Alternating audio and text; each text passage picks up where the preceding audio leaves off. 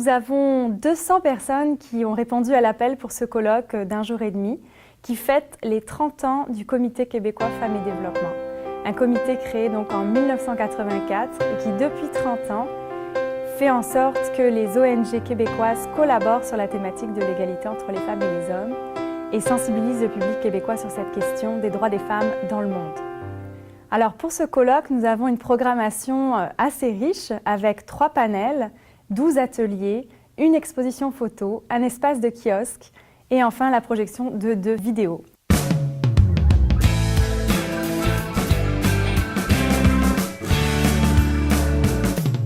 Dans le cadre du colloque, nous avions un panel qui portait sur le bilan des 30 dernières années en matière d'égalité entre les femmes et les hommes ici au Québec et dans le monde. Et nous avons accueilli 6 panélistes fort intéressants. Nous avons eu un aperçu de comment les avancées des droits des femmes au Québec se sont faites avec une présentation de la présidente du Conseil du statut de la femme, Julie Miville-Deschênes. Nous avons également eu un aperçu du rôle qu'ont joué différents acteurs québécois ou canadiens. On a entendu parler du rôle du Comité québécois Femmes et Développement de la COCI par Yolande Jada. On a entendu parler également du rôle qu'a joué l'ancienne agence de coopération canadienne, l'ACDI, ainsi que le rôle évidemment des groupes de femmes du Sud par la voix de Hawa Ouedraogo. Nous avons également eu un aperçu des défis et des perspectives pour le travail en genre et développement par la chercheure Myriam Gervais de l'Université McGill. Et enfin, nous avons eu un mot de l'ancienne présidente de la Fédération des femmes du Québec, Michèle Asselin, sur l'initiative fort intéressante de la Marche mondiale des femmes.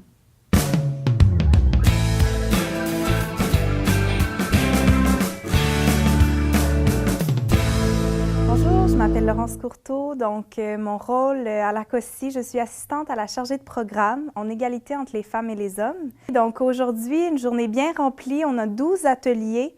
Donc, on a une première période d'ateliers, de 6 ateliers ce matin qui va se dérouler entre 11h et 13h.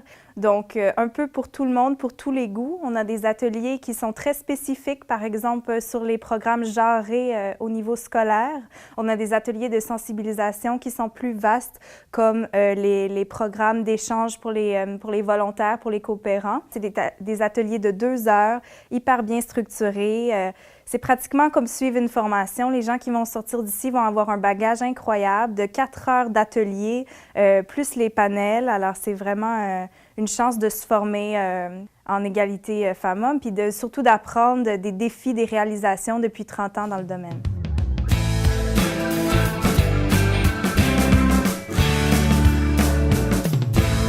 Également, cet événement n'aurait pas pu avoir lieu sans l'appui du comité 30 ans, 7 femmes de 7 organisations différentes qui nous ont épaulés par leurs conseils, par des réunions de concertation que nous avions à peu près tous les 2 mois. Mais nous étions épaulés par 7 femmes militantes et actives qui ont donné leurs idées pour faire de ce colloque une réussite.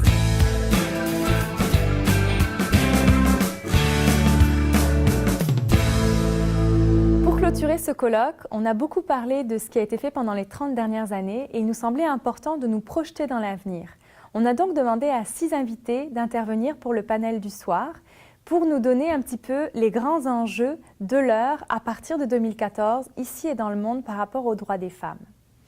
On a donc le plaisir d'accueillir pour ce panel une intervenante du réseau Genre en Action qui va nous parler de l'agenda du développement international post-2015. Également, nous avons des préoccupations par rapport aux nouvelles thématiques qui surgissent dans l'agenda international ou qui en sortent. Notamment, la question de la santé sexuelle et reproductive est en train d'être mise de côté de l'agenda international du fait de certains conservatismes politiques ou religieux qui ne veulent plus voir la question de l'avortement et du droit à l'avortement à l'ordre du jour. Dans les thématiques, par contre, en ascension, on a un regard intéressant porté par M. Zongo du Burkina Faso sur l'implication des hommes dans la lutte pour l'égalité entre les femmes et les hommes. Une autre tendance importante de l'heure est la question des intégrismes religieux. Que ce soit en Afrique, l'intégrisme des évangélistes ou dans d'autres parties du monde, l'intégrisme musulman ou encore catholique, il semble que dans beaucoup de religions, des leaders s'approprient l'interprétation des textes au détriment des droits des femmes. Comment cette nouvelle tendance est présente sur les différents continents et comment lutter pour revendiquer l'égalité femmes-hommes et éviter la manipulation des textes religieux. Nous entendrons Siti Mouniazi de l'Indonésie nous donner son point de vue. Enfin, pour nous parler des enjeux et perspectives dans la lutte pour les droits des femmes au Québec, nous avons Linda Gagnon du Comité québécois Femmes et Développement qui nous parlera du rôle important que doit jouer ce comité dans l'avenir, ainsi qu'Alexa Conradi, la présidente de la Fédération des femmes du Québec, qui vient nous parler des États généraux du féminisme qui se sont tenus au Québec en 2013 et des perspectives pour le mouvement des femmes au Québec. Après un jour et demi de colloque, on entend dans les couloirs des émotions, des indignations, des réactions, des gens qui témoignent de tout ce qu'ils ont appris, de tout ce qu'ils ont entendu, de tout ce qu'ils ont découvert.